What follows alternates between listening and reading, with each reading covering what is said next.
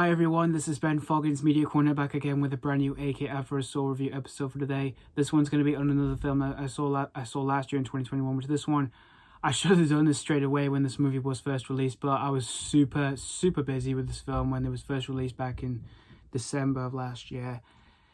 And I was waiting for it to die down, so I thought, hey, I should review this film since this is a lovely day. So today I'm here to review this film, which is one I've been waiting for quite a while to review this film. So today's review is going to be on the 2021 superhero film, and that is, of course, as you guys can tell from who I'm wearing, it's, of course, Spider-Man No Way Home.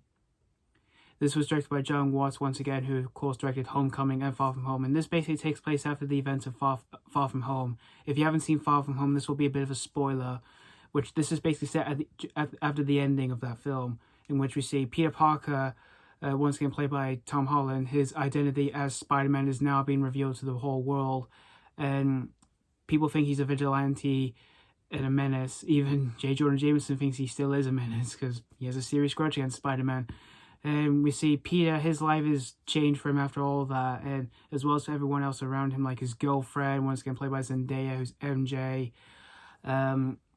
his best friend Ned, as well as Aunt May, once again played by Marisa Tomei. And Peter's trying to figure out how to fix all of that, and so he decides to basically get some help from Dr. Stephen Strange, who's played by Benedict Cumberbatch, to basically make a spell in which he can make the world to forget that Peter Parker was Spider-Man. But however, the spell goes terribly wrong, and what ends up happening is that a bunch of villains from different universes, like the Sam Raimi Spider-Man movies, as well as the Mark Webb Spider-Man movies, like Doc Ock, Green Goblin, Electro, Sandman, and the Lizard, they all come from that universe to the newest Spider-Man universe, the Tom Holland Spider-Man universe. And we see Peter trying to figure out how to fix all this, as well as learning himself and what it's truly like to be Spider-Man. So that's pretty much the story of Spider-Man No Way Home. Now, of course, I was super hyped for No Way Home, since I'm a massive fan of Spider-Man, and of course I had a blast with the last two Tom Holland Spider-Man films. Homecoming, I had a really awesome time with. I didn't see that in cinemas back in 2017.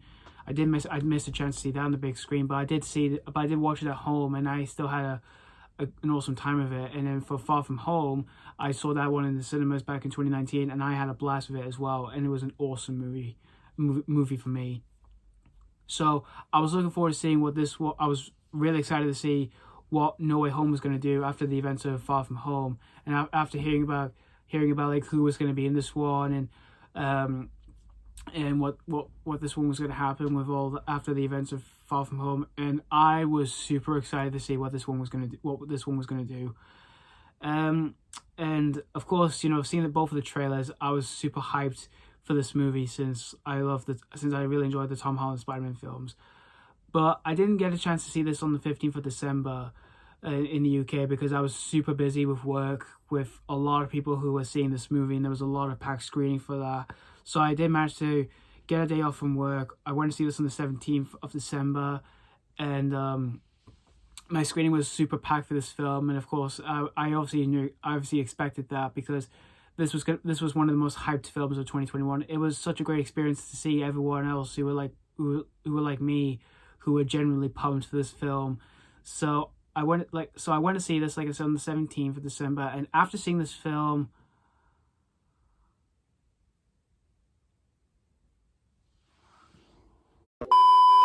what can I say about No Way Home? No Way Home was absolutely brilliant. I love this movie here, and this is definitely my favorite superhero movie of 2021, alongside Shang-Chi and The Suicide Squad.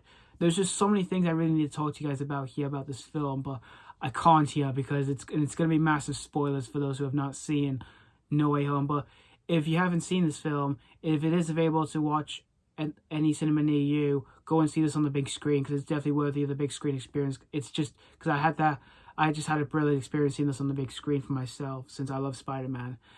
If it's not playing at a local cinema near you, it is available to rent on any app of your choice, like Amazon Prime, or if you don't have that, it'll be coming on physical media pretty soon, which I can't wait to pick this up for my collection. But there's just a few things I really want to talk to you guys about here. But Tom Holland as Spider-Man, still, he's fantastic in this movie. And I love him from beginning to end. From what he was given for his take on Spider-Man for this film was just satisfying here for me. Like, there's a few emotional strengths to his character which I was satisfied with and just shocked with like what he goes through in the film. And I just dug into his character material here, which Tom Holland, for what he was given from all that and what he portrayed on screen, he just blew me out of my chair, and I loved him here from beginning to end. And this has got to be his best portrayal I've ever seen from him as Spider-Man. And as for everyone else in the film, you got Zendaya as MJ. She was great in the film. Jacob Batalon as Ned. He was really funny. Marisa Tomei as Aunt May. She was great. Jon Favreau as Happy. He was really funny in the film. And Benedict Cumberbatch as Doctor Strange still is loads of fun since he was introduced to the MCU in 2016.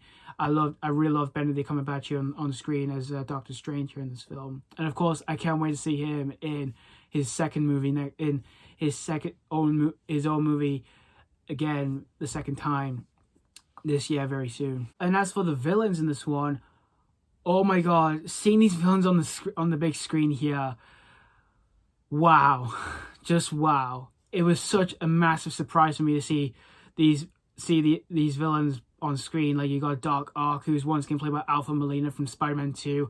I was genuinely surprised to hear that he was coming back to do this film. Even when I heard back, say he was returning for this film, and seeing him on the trailers, oh my god, Alfred Molina, he still is fantastic here as Doc Ock since Spider-Man 2.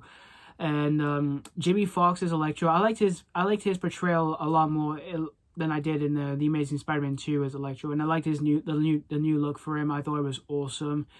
Thomas St. Church as Flynn Marko, Sandman, he was really good in the film. Rhys Ifans as the Lizard, he was really good too. And of course, Willem Dafoe as the Green Goblin.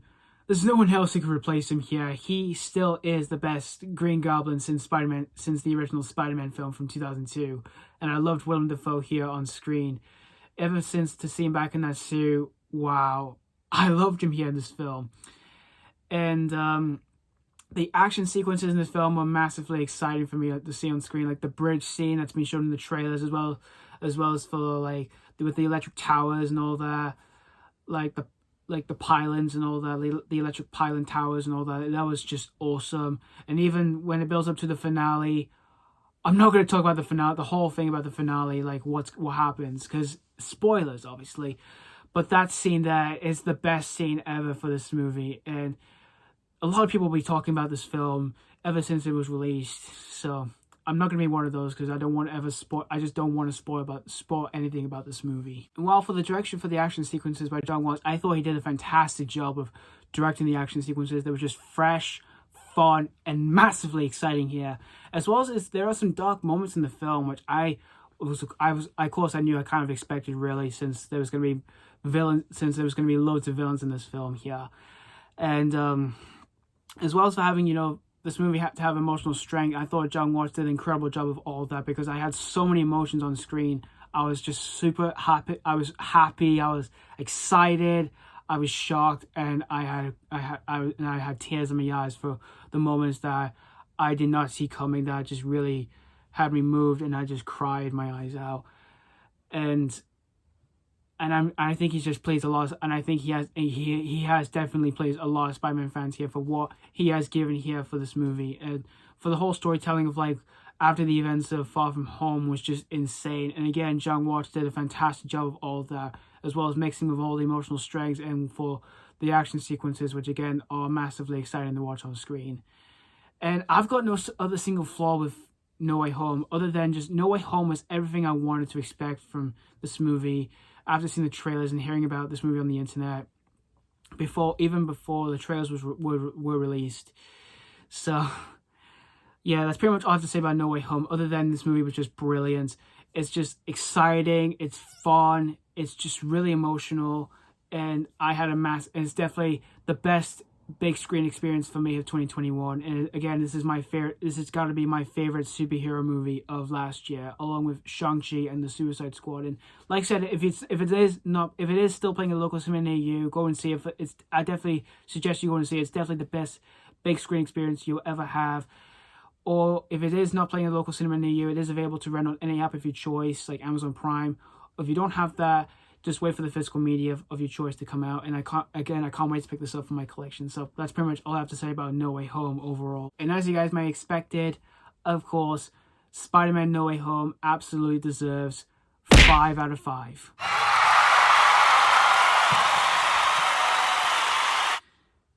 Man, I'm genuinely happy that this film did not disappoint me, and this has got to be my favorite live-action Spider-Man film since Spider-Man 2 here. Man. I just can't wait to watch this movie again and again, since I love this movie here. So, thank you guys so much for watching for my AK After I Saw review on Spider-Man No Way Home, and let me know what you think of this film if you have seen this already, or if you've just recently seen it for the first time. Did you love this movie to bits, or were you massively disappointed with this film?